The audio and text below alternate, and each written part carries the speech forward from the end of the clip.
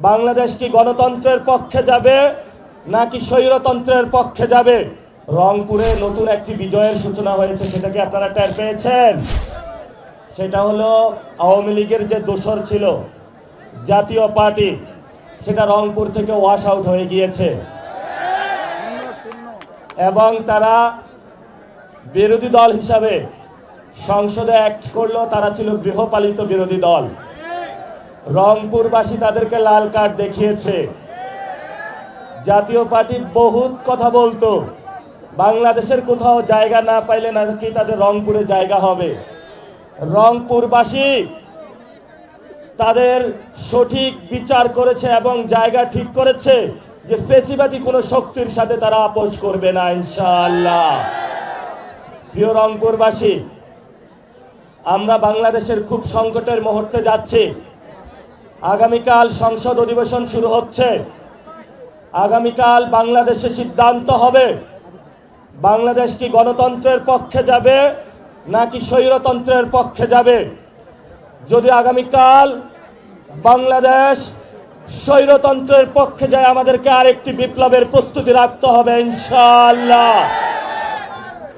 আমরা অনেক ভুল করেছি, আমরা অনেকের প্রতি দয়া দেখিয়েছি, অনেকের প্রতি মায়া দেখিয়েছি, অনেকের প্রতি সহনশীল আচরণ করেছি, ভদ্র ব্যবহার করেছি, সভ্য সমাজের সূচনা করেছি।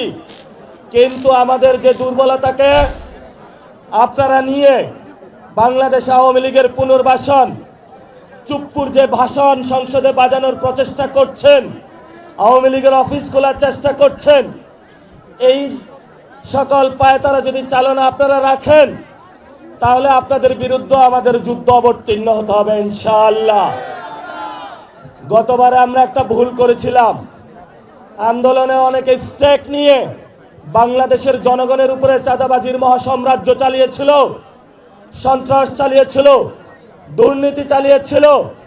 এবারের আন্দোলনে আমরা বলবো, যারা চাঁদাবাজি করেন, সন্ত্রাসী করেন, দুর্নীতি করেন, আল্লাহর রাস্তায় আপনারা দূরে থাকবেন। আন্দোলনের দোহাই দিয়ে আপনাদেরকে আমরা চাঁদাবাজির গ্রিন কার্ড আর দিতে পারবো না। নতুনভাবে শুরু হয়েছে, অনেকগুলা মন্ত্রী হয়েছে, চাঁদাবাজির নতুন সংজ্ঞায়ন করেছে সমঝোতা। তারা আওয়ামী লীগের সাথে সমঝোতা করে, চাঁদাবাজির সাথেও সমঝোতা করে, সন্ত্রাসের সাথেও সমঝোতা করে, দুর্নীতির সাথেও সমঝোতা করে, ভারতের সাথেও সমঝোতা করে, আওয়ামী লীগের সাথেও সমঝোতা করে।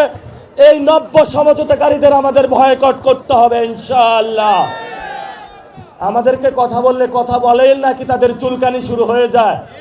নাসিরউদ্দিন পাটোয়ারি এমনি ভালো, শুধু বিএনপি সম্পর্কে না বললেই তার হইল। আরে ভাই, আমি বিএনপি নিয়ে বলতে চাই না, আমি চাঁদাবাজদের নিয়ে বলতে চাই, সন্ত্রাস নিয়ে বলতে চাই, দুর্নীতি নিয়ে বলতে চাই। যদি তোমার দলে এগুলা থাকে, দ্রুত তাদেরকে বের করুন। না হলে আজকে যেমন মানুষ বলছে আব্বাস চাঁদাবাজ, কালকে বলবে বিএনপি চাঁদাবাজ। সময় কিন্তু এখন বেশি নাই। অনেকের গায়ে একটু শিউরে উঠে যে আব্বাস চাঁদাবাজ বললে যে একজন ব্যক্তিকে এত অ্যাটাক করা হয়।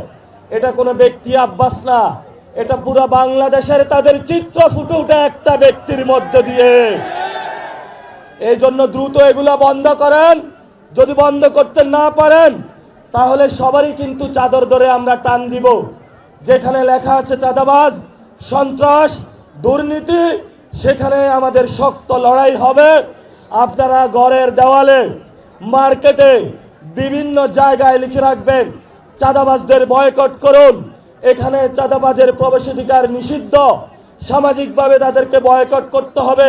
মসজিদের মিম্বার থেকে খুতবা দিতে হবে, ক্লাস থেকে টিচার ঘোষণা করতে হবে। তোমরা যারা চাঁদাবাজ আছো, স্টুডেন্ট যারা রয়েছেন, বলতে হবে, বাবা যদি তুমি চাঁদাবাজি করো, তোমার ইনকাম আমার দরকার নাই, তুমি এই ঘরে আর আসবা না। বউ তার জামাইকে বলতে হবে, তুমি যদি চাঁদাবাজি করো, তোমার সংসারে আমার খাওয়ার দরকার নাই, দরকার হয় আমি রাস্তার পাশে দোকান দিয়ে খাবো, তবুও চাঁদাবাজদের টাকা আমরা ধরবো না, ধরবো না।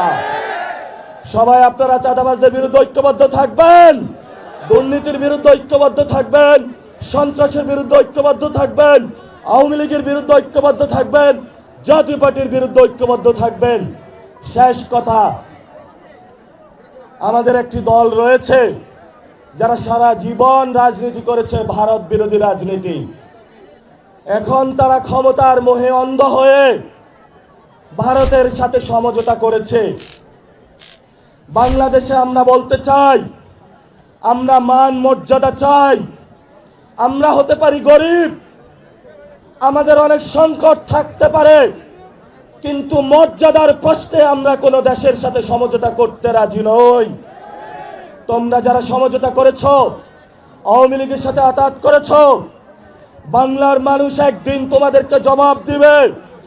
গত 50 বছর রাজনীতিতে প্লে করেছো ভারত কার্ড, নতুন করে এখন সমঝোতার কার্ড চালু করেছো। আমরা তোমাদেরকে হুঁশিয়ার করে দিতে চাই, বাংলাদেশের মানুষ 18 কোটি মানুষ যতদিন জীবিত থাকবে, রংপুরবাসী যতদিন থাকবে, ভারতীয় আধিপত্যবাদ আমরা বাংলাদেশে মেনে নেব না।